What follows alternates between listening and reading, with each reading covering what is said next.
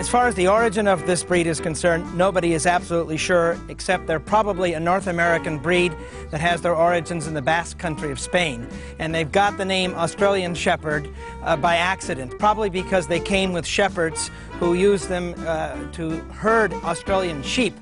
Sheep brought on boats to North America, and they were herding dogs, and so they got the name Australian Shepherds. And there was an attempt to change the name but to American Shepherd or North American Shepherd, but that failed, and they're Australian Shepherds despite the fact that they're not an Australian breed. Although they're now Australian Shepherds in Australia, only within the last few years.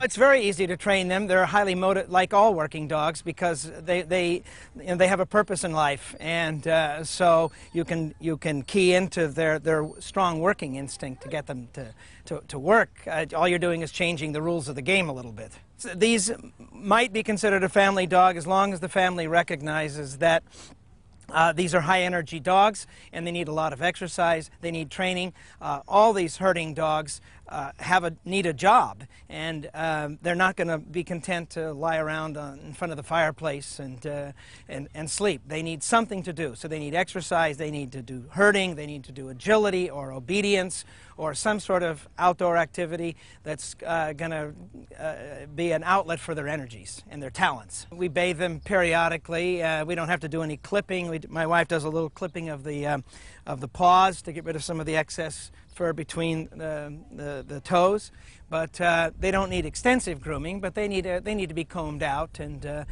mine is small, so she's not as much as a shedder as the bigger dogs. They live a long time. They tend to be long-lived dogs. 14 to 17 years is not uncommon. I have a friend who has one that uses one, or it's now dead, but it was worked on a dairy farm, and it was moving the bull into the barn when the dog was 17 years old. Because they are working dogs, that means they're relatively free from health problems. But now they're becoming more popular, and they're in the show ring, and so I can't say that will hold forever. But they're tough. They're tough dogs.